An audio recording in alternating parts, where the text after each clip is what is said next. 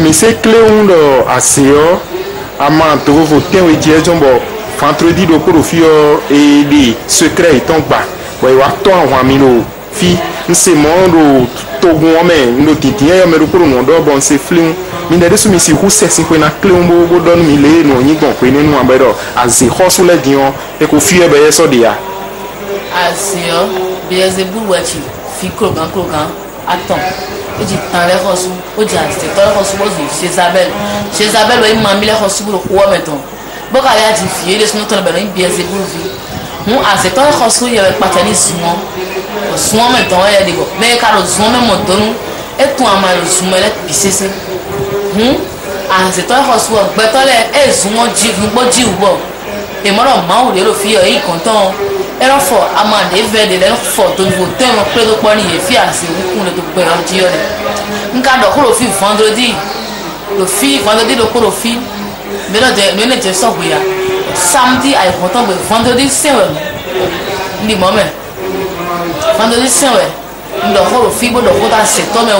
u fi chele bi se lo pi agbeton o lo ko to Beelzebul a o vi le bi se o samedi sewe ase to le ko si wa fi bolo tassi bo fi ndo fi ase to le ko fi samedi sewe ni o do mami vi 240 po ko dede no mi dede su mi lo na ndo na do se do togun na kan ya me chobon mi na suta na e do Nicole e ko bo mi se do togun me bo Nicole o fi no ponti to mo no fio e ne o me habu do mo je me pe to ro te be ndo o fi no ponti to ne we kan bon ile ado pe Mathias ko le sun mi me we ne le da so ha mi e do fio mi si hu ti me mo je me ton pe ni mi aso yin ton be do wi wa ya Nicole na jiro Maria devu o wa pe o me na jiro Maria so apasa devu o wa pe o me bo a o vi ka si fio lo pe to e ya Nigeria a o vi wa meji e ya mi pon le ran ti gbon mele o e no do ya ni e desu bo Linton Nicole ton na jiro Maria si Linton bon Linton bo solo Linton ton me so wa vi no wa ti ton no afio lo ti ton a o vi si fio lo pe to e ya ni ti pele ya na jiro Maria so apasa devu bo Nicole bo wa pe o me bo a o vi no fio lo Linton ton me ko ni bo so ni lo Linton Nicole ton ji wa o vi no afio de me Nicole ka ro fine dion pe afotonu ku we jendo ko a o vi le kon do e ka yin pe afotonu ku we si fi ko de ya a o vi le nyon mi hu me pata we ka jo bisisi a o vi ko 3000 na ya 2600 na ya bien wa Nicole ji won wa do bo ko no fio bo e wa ko no lu ye bo do npo wa che to bisisi no fio ko ni Mathias e yo ma we ko chien na jinu Maria bi o ye bo e ji bo cho na ji yo beta ko a o vi san chemele bisisi ton do le e wa gbe me na han khosuru to a o vi ton pele bo e na no ton da dogo ton ji bo no ton da dogo ji a dogo ko so izen bo e nu deji wa dogo gble o a dogo level jo sai ma dogo de vo nu me a dogo ni level jo bo la be su tele de vo beblo so afo ton beblo no ton ko me cho be wa ji e ka ji yo gbegbe ji yo e ko to ko play aso o to ton go si gbe do to e wa pe fi o to ro na go si gbe me fi tanda do to wa na ito bo na blo teme do ni bo na se mo so ya apokade o mo so ya apokasi gba re na gbon wa de ma wo to ro pe to na no wa so ro na yi wa gbon mo so sa apoka gba me e do na no to wa to ku pe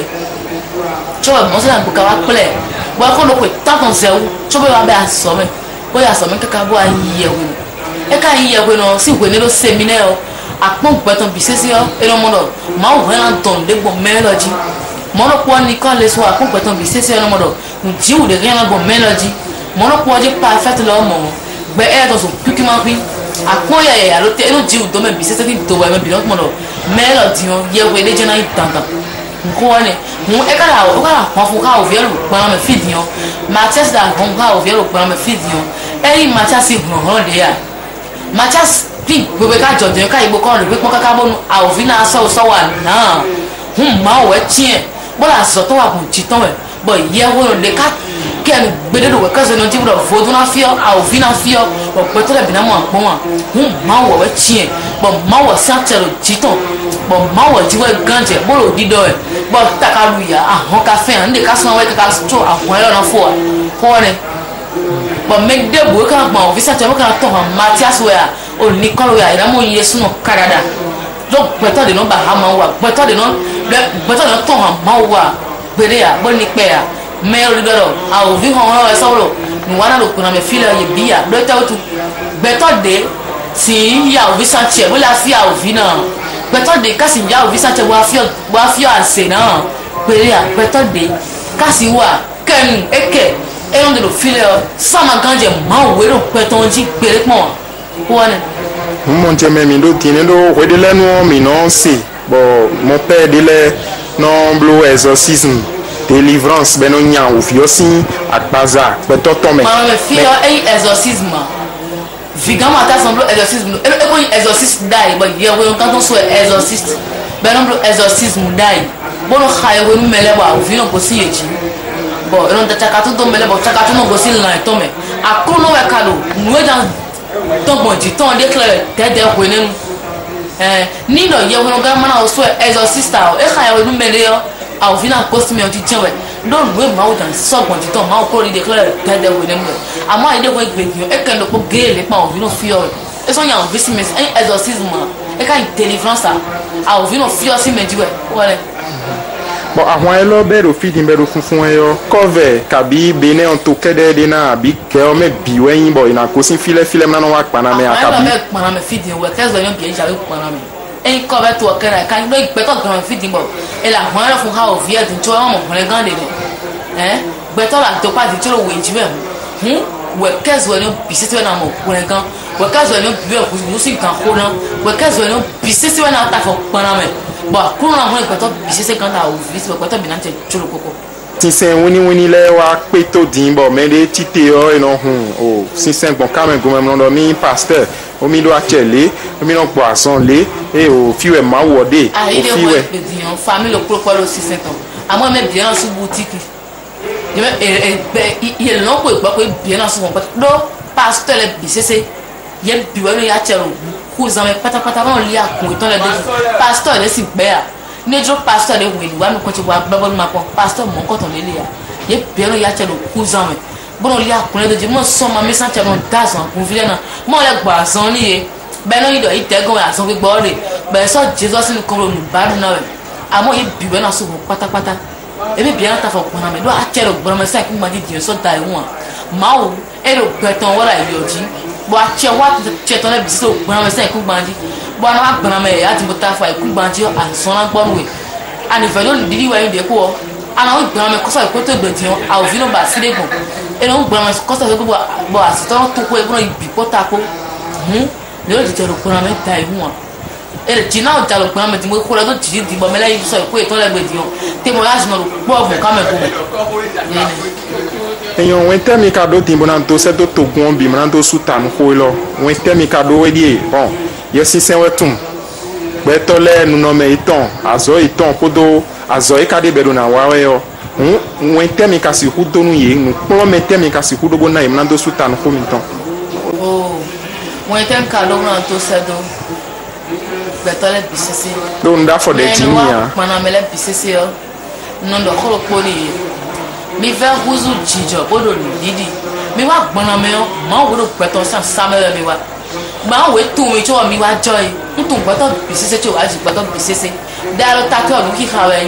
ana mo kenwa ntu we ke wa e ro me ka to peto we ni na peto a me we je ha peto ko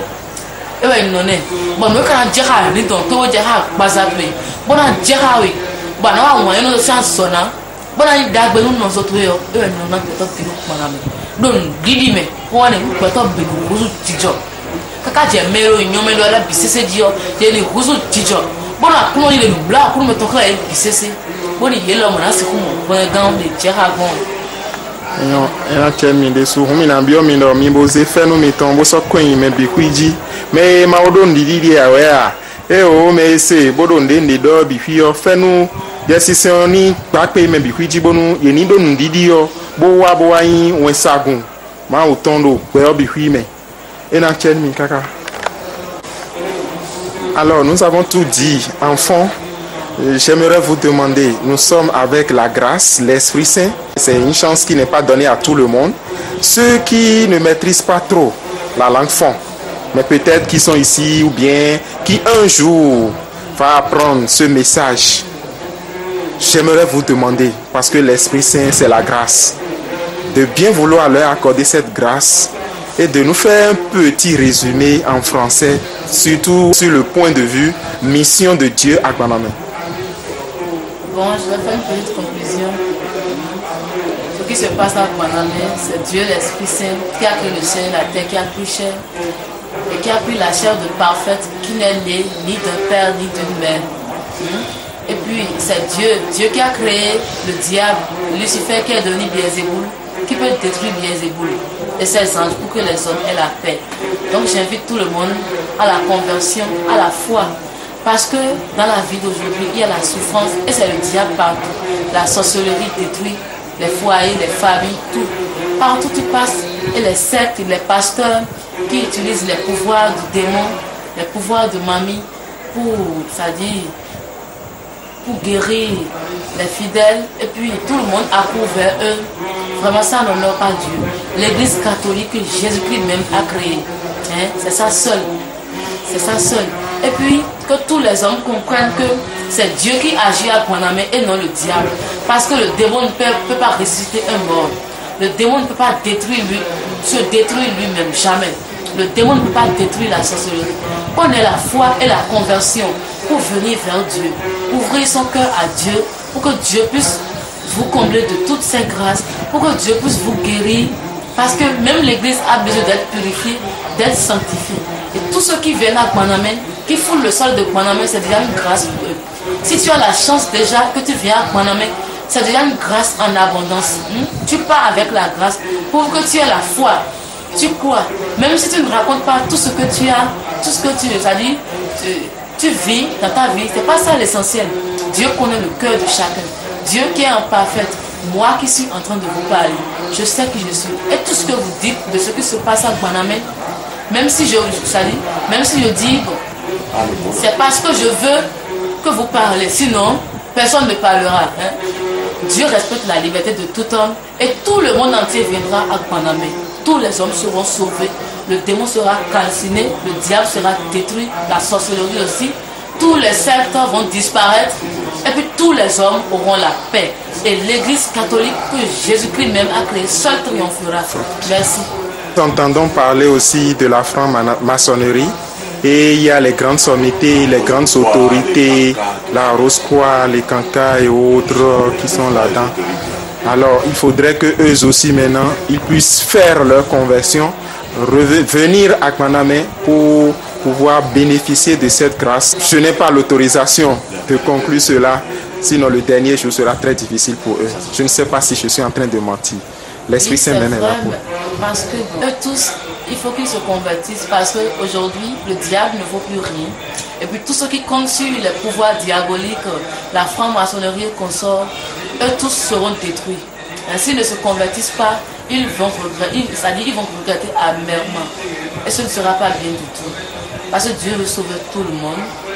les flaflaflas de cette vie, les maisons, l'argent, les voitures. C'est pas ça qui vous conduit au ciel. Il faut se convertir. Hein? C'est la foi en Dieu. Tout ce que vous avez vécu, comment vous êtes conduit dans votre vie, c'est ça c'est sur ça qu'on va vous juger là-bas. C'est pas tout ce que vous avez dans cette vie. Si vous vivez ici-bas et que vous n'espérez pas une autre vie, ça, autant ne pas venir au monde, autant ne pas naître. Donc c'est ce que j'ai à dire à tous ceux-là qui se convertissent. Et que bon, Dieu ne cherche rien de vous, hein. Dieu ne veut rien de vous, hein, à part l'amour, la miséricorde, l'humilité. Hein, soyez humble de cœur. Aimez vos prochains comme vous-même. La miséricorde envers tous les hommes. Aimez tout le monde au même titre. Et puis, l'âme, c'est l'amour, la miséricorde et l'éternité. Et puis, si tu es un homme, tu n'aimes pas ton prochain, tu n'es pas humble, bon, tu ne pourras pas vivre éternellement. Vivre éternellement, c'est au moins voir Dieu un jour, c'est-à-dire dans le royaume de Dieu, c'est ça. Merci. Donc je crois que nous qui avons la chance de venir vraiment assister, suivre, vraiment bénéficier de cette grâce à Guanamé, nous serons vraiment des témoins vivants partout où nous passerons pour que vraiment ce message puisse diffuser et pour que tout le peuple puisse vraiment avoir la délivrance, la guérison et pour que... le gbokudu gan ni mi do